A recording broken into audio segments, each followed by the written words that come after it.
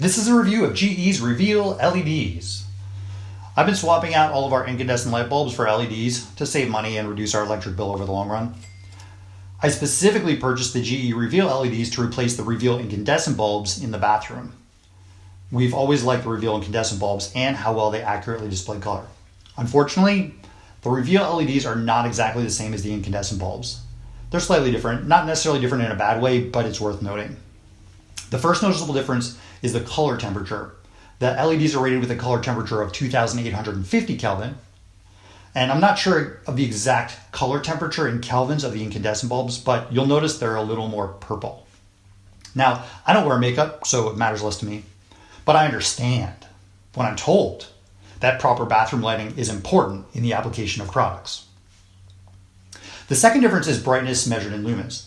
The Reveal LEDs, which are supposed to be 60 watt incandescent bulb equivalent, are rated at 610 lumens. The 60 watt Reveal incandescent bulbs are rated at 630 lumens. So how's it equivalent?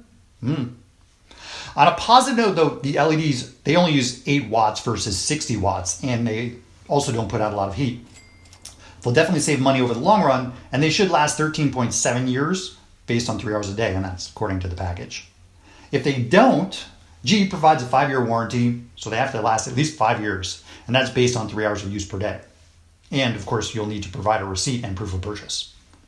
There's also a 30-day try it, and if you don't like it, return it policy. Regarding dimming, I went to the website www.gelighting.com/dimming, and that's noted on the box. I wanted to see if my Lutron TG600PR, that's a very common toggle dimmer, is compatible. Well, this model bulb, as you can see here, this model is not listed anywhere.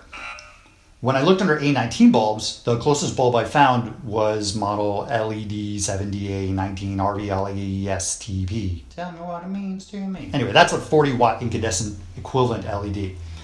The closest dimmer I found was Lutron's TG600-P&L. I'm assuming those are comparable. And for that toggle dimmer, it noted that it hasn't been tested yet. Well, I'm going to test it today, I suppose.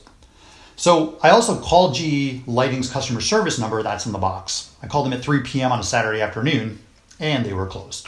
So much for 24-hour customer service, but I'd say kudos to GE for giving employees a proper work-life balance. Now stop cutting the dividend.